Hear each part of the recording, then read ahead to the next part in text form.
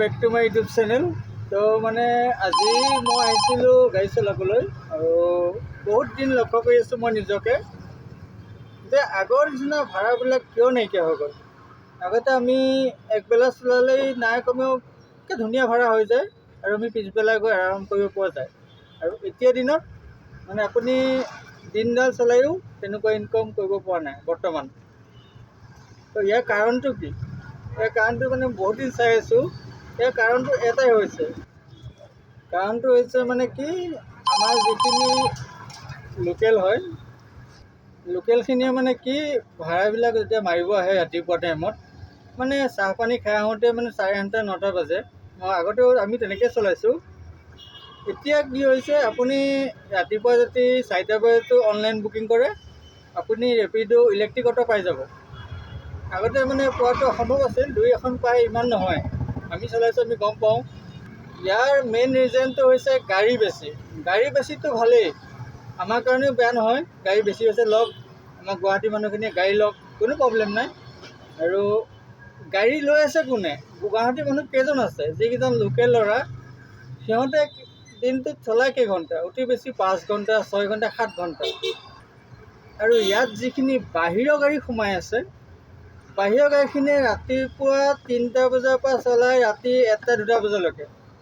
তো আমাৰ ইনকাম ক'ব ভাল হ'ব?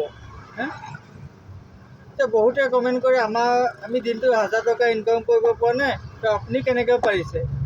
তো ইয়াত চাওক, মানে আমি ধৰি লওক আমাৰ অফলাইন ভৰা হওক, অনলাইন মানে আমি চাই উঠাওঁ। আৰু বাহিৰত যিখিনি কাচেৰা সোমাই আছে বৰ্তমান, আপোনালোকে দেখা পাইছে, মোক ক'বও নালাগে। এই যিখিনি 14 15 17 18 21 26 যিখিনি ৰেজিষ্ট্ৰেশ্যন গাড়ী বাহিৰত সোমাই আছে, সেইখিনিতো আমাৰ গুৱাহাটী গাড়ী নহয়। তো গুৱাহাটী গাড়ী নহ'লে আমাৰ ইনকাম ভাল ক'ত হ'ব? আপুনি দিনডাল গাড়ী চলালে, ৰাতিটো গাড়ী চলালে 2000 টকা এটা কৰিব নোৱাৰে, 1500 টকাৰ ওপৰত নোৱাৰে। তো এনেকুৱা গতি হৈ আছে আমাৰ গুৱাহাটী চিটিত। আৰু বহুতে কমেণ্ট কৰি থাকে যে দাদা গাড়ী এখন যদি লওঁ, দিনটোত 3000 টকা ইনকাম হ'বনে? চাওক, 3000 ইনকাম কৰাটো আগতে স্বাভাৱিক কথা আছিল।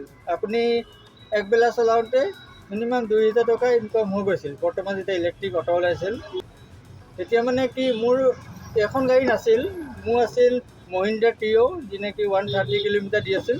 তেতিয়া আমি কি কৰোঁ, ৰাতিপুৱা ইমান জল্দি নাহোঁ, ঠিক আছে। আহোঁ যদিও মানে 9টা 9:30 10টা বাজে। আৰু তেতিয়া আহি পেলাই আমি কি কৰোঁ, 3টা 4টা বজাত আকৌ ৰুমত গুচি যাব পাৰোঁ। তেতিয়ালৈ মানে কি, গাড়ীৰ চাৰ্জটো মানে নাইকিয়া হৈ যায়। কি কাৰণে? তাতে গাড়ী আমাৰ লোকেলকেইটা চলাই আছে, আৰামত ভাড়া পোৱা যায়। কোনো মানে কাষ্টমাৰৰ লগত বাৰ্গেইন কৰিবলগীয়া নহয়। ভাড়া মানে যোনটো বাছি বাছি ভাড়া উঠাব পাৰি। আৰু এতিয়া যুগত বৰ্তমান যিখিনিয়ে গাড়ী চলাই আছে গম পায়, ভাড়াটো আহিলে আপুনি একচেপ্ট কৰাটো বাদে দেখাই নাপায়। এনেকুৱা হৈ আছে। মানে ইমান বাহিৰৰ গাড়ী সোমাইছে, মানে সিহঁতে মোবাইলটো লৈ বহি থাকে, মানে বেলেগক ভাড়া উঠাব নিদিয়ে, টোটেলি নিদিয়ে, খালি সিহঁতে উঠাব। তো আমাৰ ইলেক্ট্ৰিকখন লৈ পেলাই এতিয়া বৰ্তমান আমি চলিব পাৰোঁ। আমাৰ অফলাইন ভাড়া আছে, আমি অফলাইন ভাড়া ধৰি লওক, আমি ভিডিঅ' বনালেও তাত নেদেখাওঁ। যিখিনি পাৰ্চনেল ভিডিঅ' আৰু পাৰ্চনেল ভাড়া, সেইখিনি আমি দেখাব নোখোজোঁ। কাৰণ মানুহৰ আজিকালি দেখিছে গাড়ী কিমান হৈ গৈছে। আৰু গাড়ী লোৱাৰ আগত অলপ ভাবি চাব।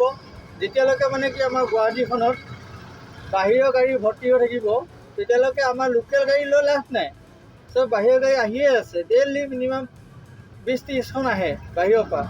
আৰু কিছুমান গাড়ী আছে কি কয়, ৰাতিপুৱাই ভাড়া লৈ আহে গুৱাহাটীলৈ, আহি পেলাই ইয়াতে চাৰ্জ দি ল'ব, সোনকালে আহি দিনটো ইয়াত ভাড়া মাৰি থাকে, আৰু সন্ধিয়া হ'লে গুচি যায় চাৰ্জ দি পেলাই। তো আমাৰ ভাড়া ক'ত ভাল হ'ব? তো সেইটো কাৰণে ভালকৈ থাকক, কাৰণ আমাৰ ড্ৰাইভাৰখিনিয়ে বহুত সহ্য কৰি আছে বৰ্তমান। যিদিনাখন আমি একগোট হৈ পেলাই ওলাম না, সেইদিনাখন কিন্তু বেয়া হৈ যাব। কাৰণ যেনেকৈ গতি হৈ আহি আছে, চবেইতো ভাবি আছে মনতে। কাৰণ মোক ভিডিঅ' কমেণ্টতো আহে যে বাহিৰৰ গাড়ীবিলাকৰ বিষয়ে কি ক'ব। চাওক, এতিয়া মই অকলে গৈ কি লাভ? বৰ্তমানতো মই দেখা পাই আছোঁ পুলিচেও ধৰি আছে গাড়ীবিলাক।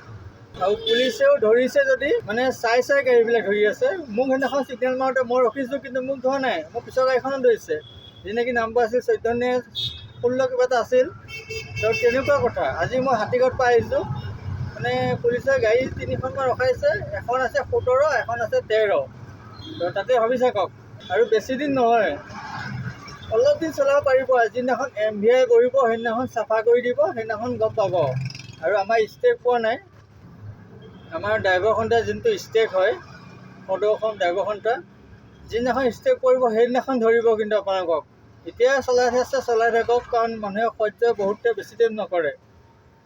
টাইম আহে তেতিয়ালৈকে যাতে ভাল হয়, ড্ৰাইভাৰবিলাক যাতে লোকেলখিনিক চলাব দিয়ে, আৰু বাহিৰৰ গাড়ী নিজৰ জেগাত গৈ পেলাই গাড়ী চলাওক, কোনো ক'বলগীয়া নাই। কাৰণ আমিও এটা ড্ৰাইভাৰ সন্থা হয়। তো তাকে ক'বৰ কাৰণে মই আজি আহিছোঁ। কাৰণ আমিতো এতিয়া দিনটো চলালেও আমি 2000 টকাই নহয়, কাৰণ বহুতেও ভিডিঅ' বনায়, তেওঁলোকে ভিডিঅ' চোৱা মানুহেও গম পায় যে বৰ্তমান গুৱাহাটীত কেনেকুৱা অৱস্থা হৈ আছে। আমিতো যি নহওক টোটেলি চট ভাড়া মিলাই হ'লে আমি উঠাই লওঁ, নাই কমেও 1500-1600 টকা এটা ইনকাম কৰি লওঁ। কিন্তু এনেকুৱা মানুহ আছে বৰ্তমান 1000 টকা এটা ইনকাম কৰিব নোৱাৰে দিনটোৰ ভিতৰত। তো গাড়ী চলোৱাতকৈ মানে কি বিক্ৰী কৰাই ভাল হৈছে লোকেলখিনিয়ে।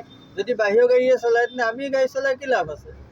তো মোক বহুতে আমাৰ লোকেলখিনিয়ে কমপ্লেইন কৰে, দাদা আপুনি কিয় ভিডিঅ'ত দেখা থাকে, বেলেগ গাড়ী আহিব। টোটেলি অলৰেডি আগত গাড়ী আহিছে, মই ভিডিঅ' বনোৱা বেছি দিন হোৱা নাই, তাৰ আগৰ পৰাই গাড়ী সোমাই আছে। তো সেইবিলাক দেখিয়ে মই ভিডিঅ' বনাব লৈছোঁ। তো চাওক, নিজৰ জেগাত গাড়ী চলাওক, আৰু আমাৰ জেগাত গাড়ী চলাব দিয়ক, যাতে আপোনাৰো ডিষ্টাৰ্ব নহয় আৰু আমাৰো ডিষ্টাৰ্ব নহয়। সেইখিনি কাৰণে মই আজি এটা ভিডিঅ' বনাব আহিলোঁ। আৰু ভিডিঅ'ত যদি কিবা ভুল হৈছে ক্ষমা কৰি দিব। আৰু ভিডিঅ'টো আজি ইমানতে সমাপ্ত কৰিছোঁ। Bye bye. আৰু ড্ৰাইভাৰ সন্থাবিলাক যিসকলে আছে একগোট হওক আৰু আমাৰ লাইনটো ঠিক কৰক।